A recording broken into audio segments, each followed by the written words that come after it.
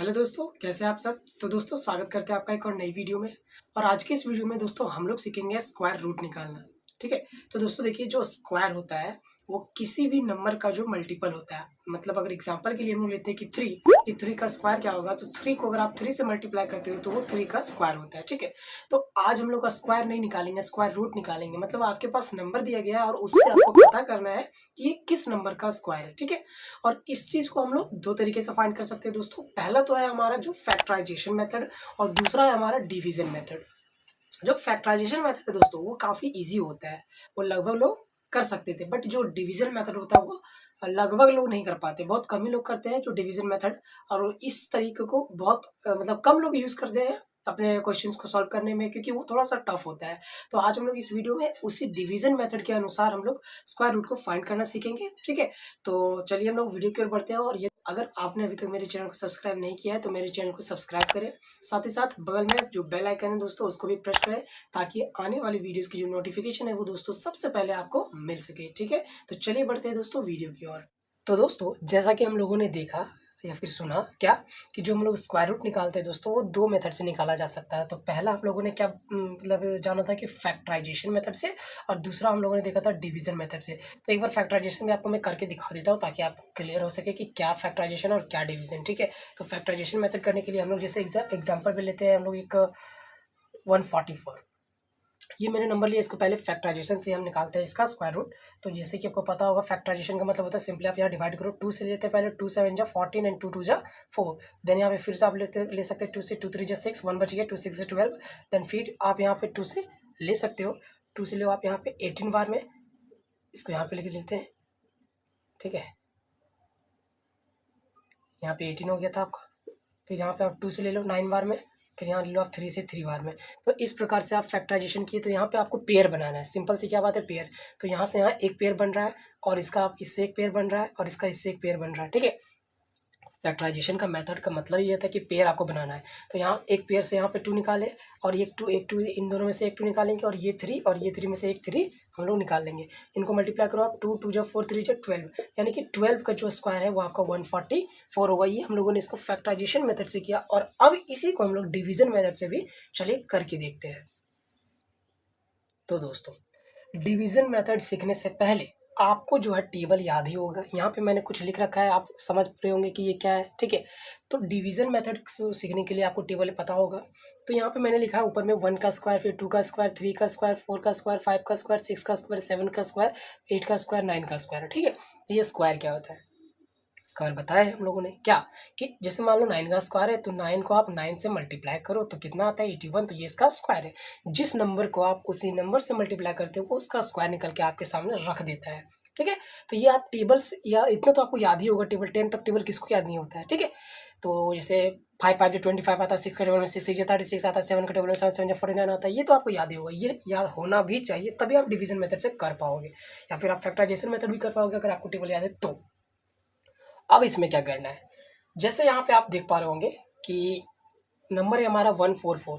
तो इसमें दोस्तों आपको पेयर बनाना पड़ता है दो दो का। ठीक है। क्योंकि आप स्क्वायर फाइंड कर रहे हो इसलिए आपको यहाँ पे 2 का पेयर बनाना है, लेकिन अगर आप क्यूब फाइंड करते हो तो आपको 3 का पेयर बनाना पड़ता है।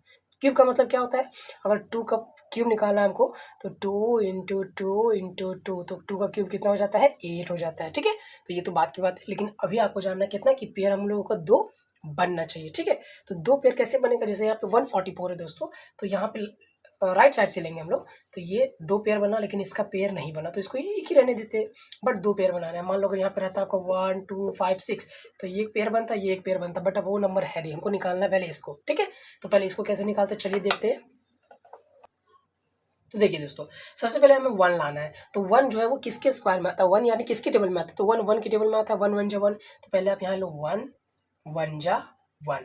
अब 1 में 1 किया तो क्या हो गया, ये कट गया। ठीक है। अब जैसे ही कटा, ये वाला जो 1 है आपको यहाँ पे ले आना है यहाँ पे। ठीक है दोस्तों।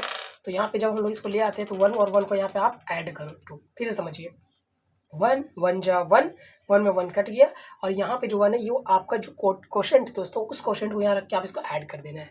ठीक है। अब इसमें से क्या बच गया, यहाँ पे बच गया आपका 44। तो उस 44 को यहाँ पे आप उतार दो। अब क्या करना है, ध्यान से यही मेन खेलना है। लास्ट में कितना है 4। अब इसमें से देखो लास्ट में 4 कहाँ पे आता है, स्टार्टिंग से देखते हैं तो 2 का टेबल में ही है कोई, मतलब 2 का स्क्वायर ही हमारा 4 आता है। क्या आता है 2 का स्क्वायर 4। तो अगर उस 2 को हम लोग यहाँ पे रखते हैं तो जो 2 यहाँ रखेंगे तो 2 यहाँ पे भी रखेंगे। समझ रहे बात। क्या देखिए हम लोग कि लास्ट में यहाँ पे 4 किसका है, 2 के स्क्वायर में है, क्योंकि हमको यहाँ पे 4 लाना है। तो 2 के स्क्वायर में है तो अगर हम यहाँ 2 रखते हैं तो यहाँ पे भी 2 रखना होगा, यानी ये कितना बन गया 22। और इस 2 से जो यहाँ पे 2 रखा है और यहाँ 22 बन गया, तो 22 को अगर 2 से मल्टीप्लाई करते तो क्या 44 आता है, बिल्कुल आता है।